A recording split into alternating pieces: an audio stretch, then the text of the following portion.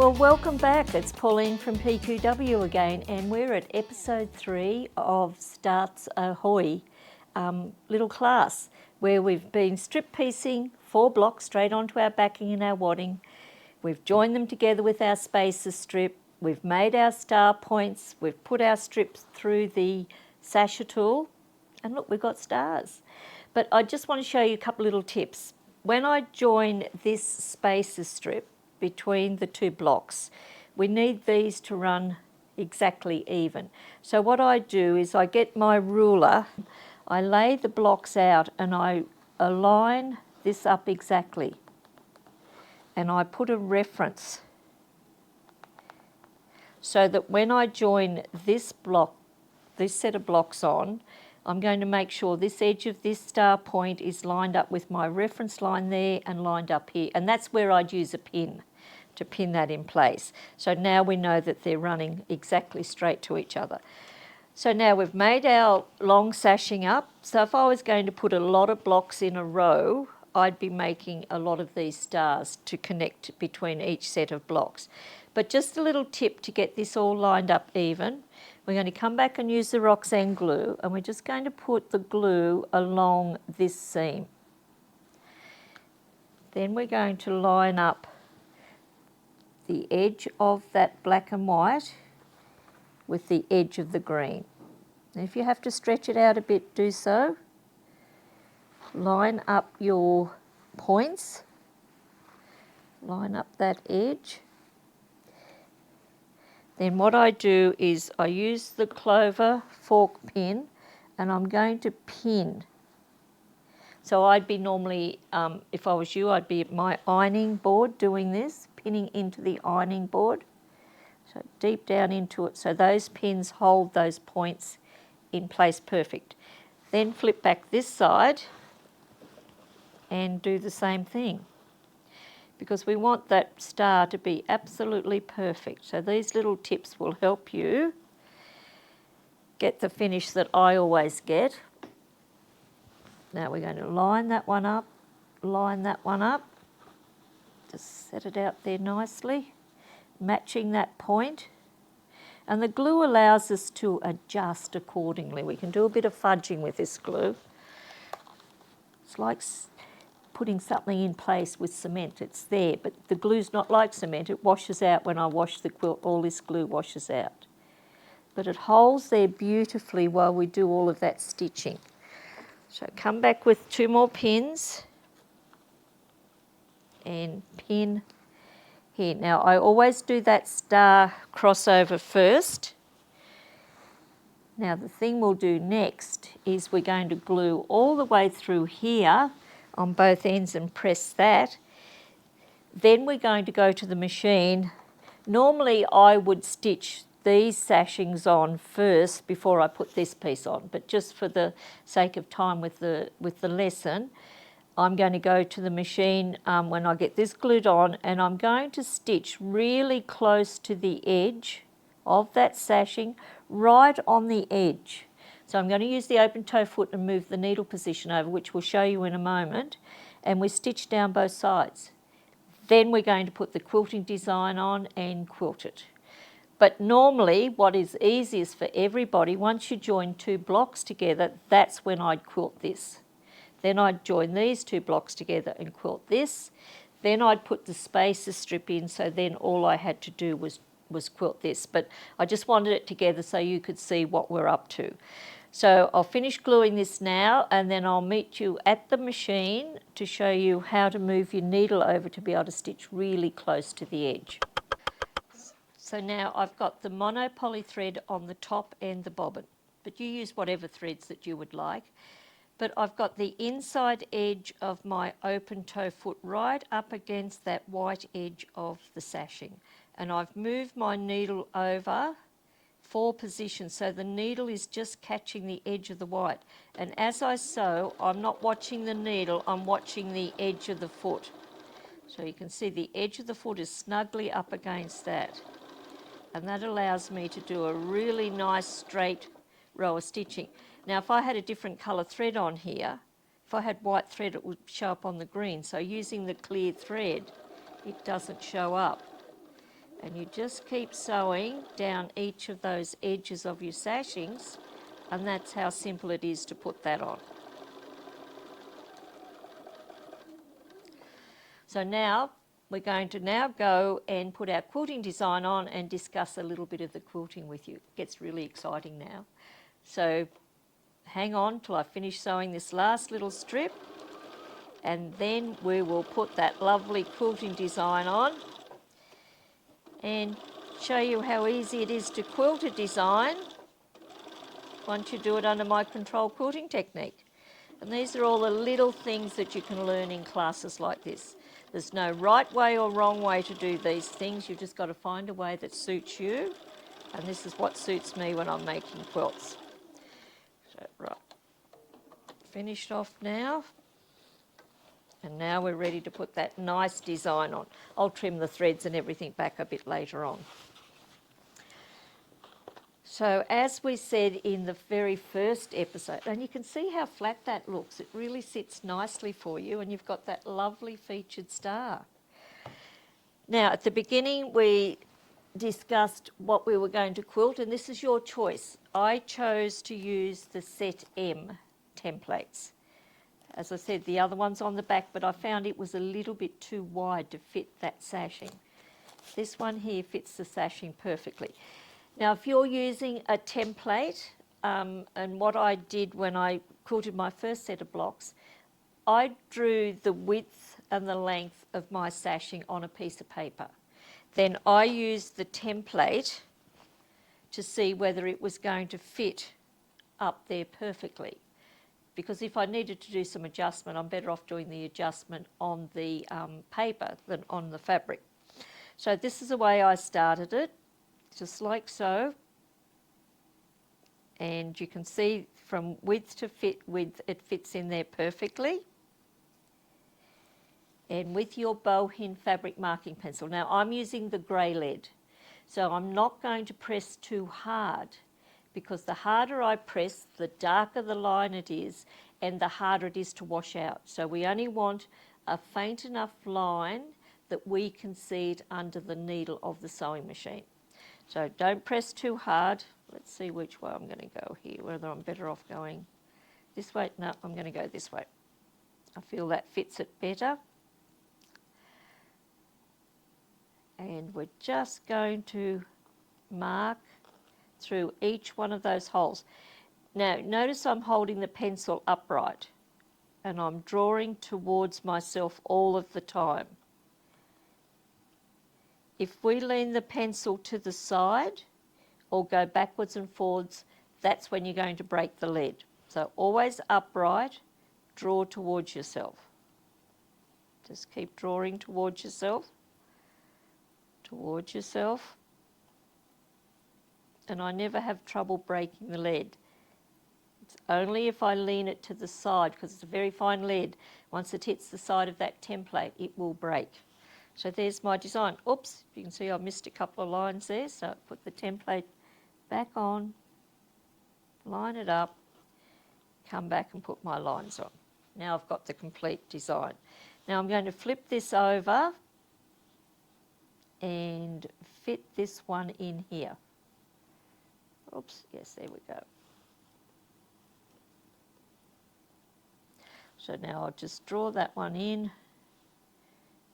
Where was I? Here. And there it's sneaking in underneath, and I just need to put that little cross piece in there. And there's my design. And then I just keep matching up and coming up. And that's all we're going to do. We're going to fill in every one of our sashings with whatever design you want. You might choose just to stitch straight lines up there, and I'm going to have to go back and adjust that because I've got that wrong. But it is easy to adjust. Oops, missed. It is very easy to miss some of the lines, but it's very easy to put the template back on and line it up.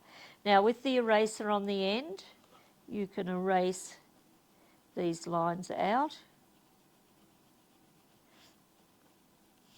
and come back and adjust. just need to flip this over. There we go. That fitted in there nicely.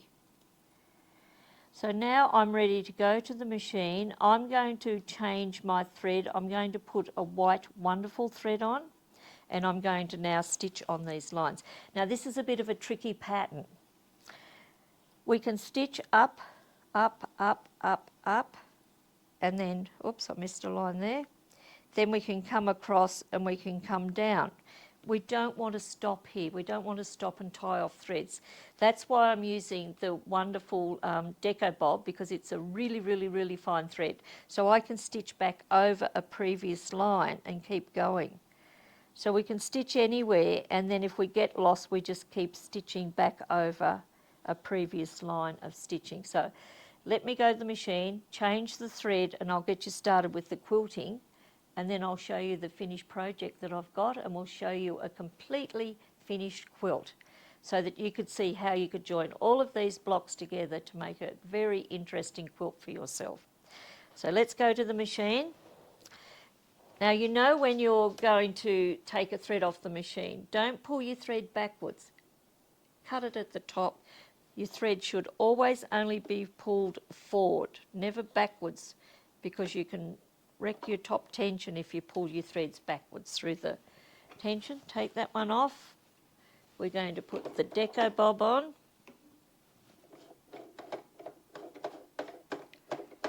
Got so much thread here. Put it through the little keeper round and just thread her up.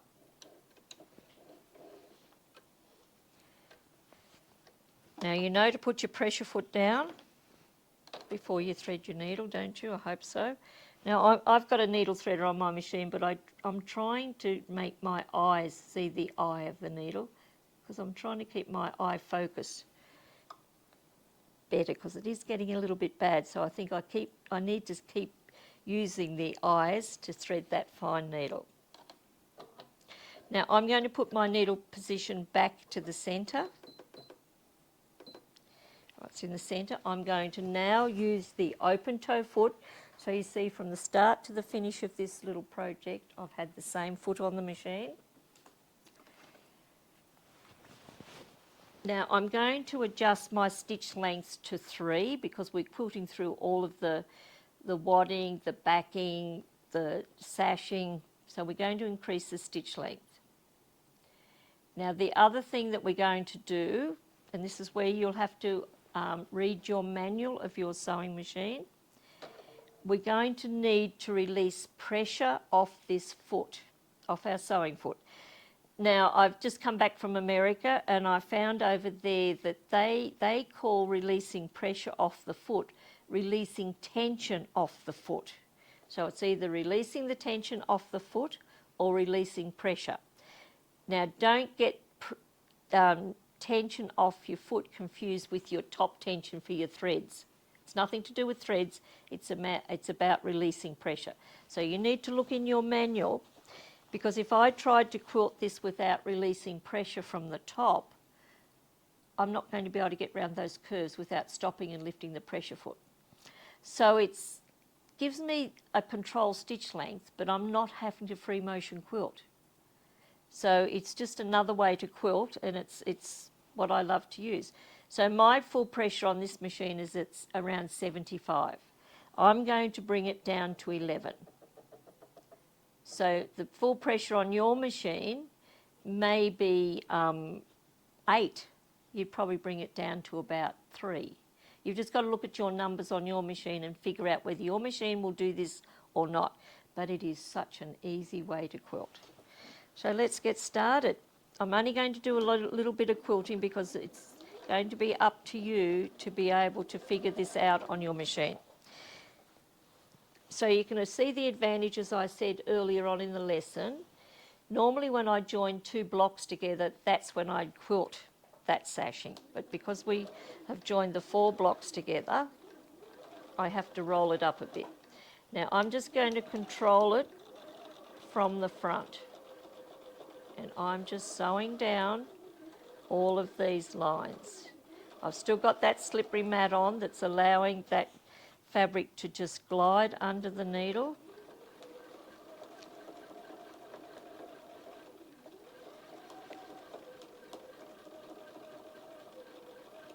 Just keep coming around. Now just fold this up a little bit more so it's more compacted.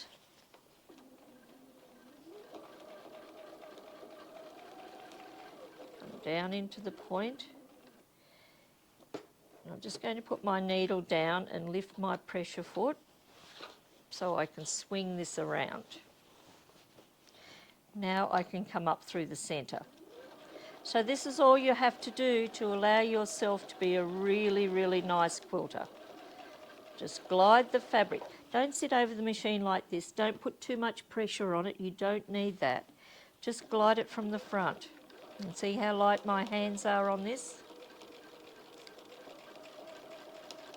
And you can quilt anything. Once you know what your machine will do, so very easy. The hardest thing is keeping your eye on the line. Now I'm going to put my needle in the down position and make sure it stays down, because I'm now going to stitch back over a previous row of stitching. Keep coming around.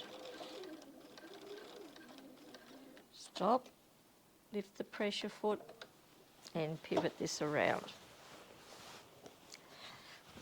So we'll roll this up, get it out of the road, and we'll come down the other side. So in a very few minutes that you're going to have your quilting done, and I think you'll feel like you've achieved a lot. And it doesn't take long to make a quilt like this.